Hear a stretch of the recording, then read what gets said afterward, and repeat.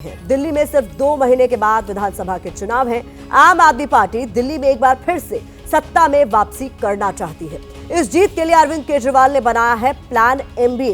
ये plan MBA अगर काम कर गया तो दिल्ली में एक बार फिर केजरीवाल सत्ता का स्वाद चख सकते हैं। आज केजरीवाल के उसी प्लान एमबीए को हम दर्शकों के लिए डिकोड करेंगे। आपको बताएंगे कि कैसे एमबीए के सहारे आम आदमी पार्टी दिल्ली विधानसभा चुनाव में जीत का परचम लहराने की तैयारी में है। केजरीवाल के प्लान एमबीए में एम का मतलब है महिलाएं, बी का मतलब है बुजुर्ग और ए का मतलब ऑटो वालों से है। केजरीवाल ने कैसे इन तीनों के सहारे दिल्ली की जीत का प्लान रचा है, उसका एक उदाहरण आज ही देखने को मिला। दिल्ली विधानसभा चुनाव से ठीक 2 महीने पहले आम आदमी पार्टी ने वरिष्ठ नागरिकों के लिए नई पहल की शुरुआत की है। इस पहल का नाम है संजीवनी योजना। इस योजना के तहत दिल्ली सरकार 60 साल या उससे ज्यादा के दिल्ली वासियों का मुफ्त इलाज कराएगी।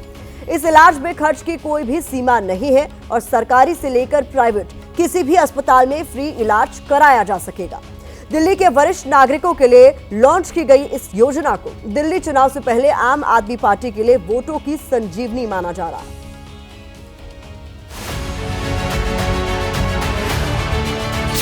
60 साल से ऊपर के हमारे जितने बुजुर्ग हैं उन बुजुर्गों का पूरा इलाज फ्री करवाया जाएगा। कोई लिमिट नहीं होगी, सबका इलाज, चाहे अमीर हो चाहे गरीब हो, सबका इलाज मुफ्त कराया जाएगा।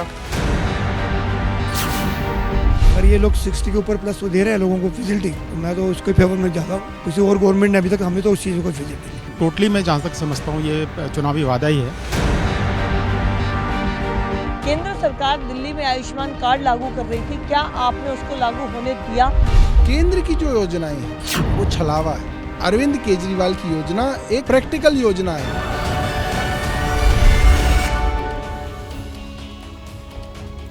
केजरीवाल के प्लान एमबीए में बी यानी बुजुर्ग कैसे अहम भूमिका अदा कर सकते हैं, अब आपको वो भी हम समझा देते हैं। दिल्ली के करीब 1.5 करोड़ वोटर्स में 6,30,000 से ज्यादा बुजुर्ग हैं। इन बुजुर्ग वोटरों में 3,30,000 के करीब पुरुष हैं और करीब 3 लाख महिलाएं। अगर औसतन एक परिवार में एक बुजुर्ग महिला और एक पुरुष को गिना जाए तो संजीवनी योजना का सीधा असर 3 लाख परिवारों पर होगा। इन 3 लाख परिवारों में बुजुर्ग माता पिता के साथ परिवार के 2 लोगों को भी मतदाता के तौर पर अगर जोड़ते हैं तो संजीवनी योजना का लाभ पाने वाले वोटर्स की संख्या 12 लाख से ज्यादा हो सकती है।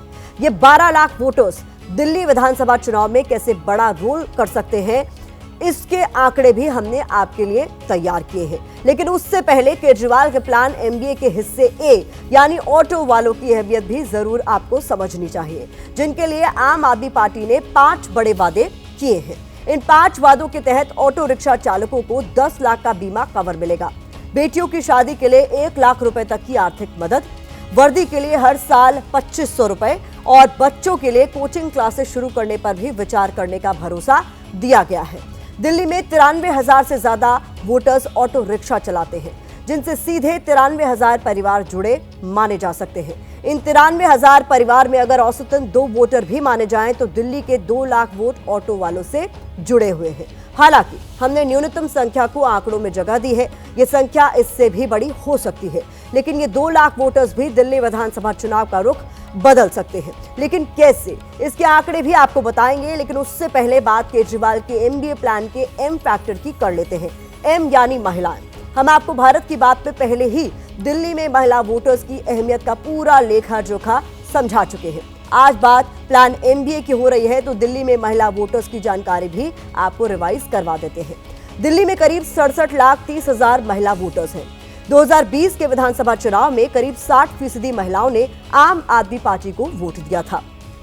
ऐसे में केजरीवाल जानते हैं कि अगर फिर से दिल्ली में सरकार बनानी है तो महिलाओं को तरजीह देनी ही होगी। इसीलिए केजरीवाल महिलाओं के लिए पहले ही ऐलान कर चुके हैं कि दिल्ली में दोबारा सत्ता मिली तो महिलाओं को हर महीने 2100 रुपए दिए जाएंगे। हमने आपको केजरीवाल के प्लान एमबीए के तीनों चुनावी फैक्टर्स के बारे में बताया है। अब हम आपको बताते हैं कि अगर इन तीनों फैक्टर्स ने केजरीवाल के पक्ष में पहले से ज्यादा रुचि दिखाई तो विधानसभा चुनाव के नतीजों पर इसका क्या असर हो सकता है। दर्शकों को प्लान एमबीए की अहमियत समझाने के लिए हमने 2020 दिल्ली विधानसभा चुनाव की 15 सीटों पर हार जीत के अंतर के आंकड़े खंगाले, जहां हार जीत का अंतर 750 वोटों से लेकर 8,000 वोट तक था। इन 15 सीट पे 11 आपके पास हैं और 4 बीजेपी के खाते में। इन सीटों में सबसे कम 753 वोट से बिजवासन में आम आदमी पार्टी ने जीत दर्ज की थी, जबकि करावल नगर में 8000 से कुछ ज्यादा वोटों से बीजेपी ने बाजी मारी थी। अगर इन 15 सीटों पर बुजुर्गों वाले परिवार से जुड़े वोटर्स, महिला वोटर्स और ऑटो चालक परिवार से जुड़े अधिकतर वोट आम आदमी पार्टी की तरफ खिसक जाएं, तो आम आदमी पार्टी अपनी सीटें बचा भी सकती है और बीजेपी की सीटों पर भी परिणाम उसके पक्ष में दिख सकते हैं। इसी तरह दिल्ली की कई दूसरी सीटों पर भी इसी तरह की रणनीति असरदार हो सकती है। हालांकि हम सिर्फ आंकड़ों के सहारे आपको अनुमान वाली पिक्चर दिखाने की कोशिश कर रहे हैं। इसका चुनाव से कोई भी लेना देना नहीं है।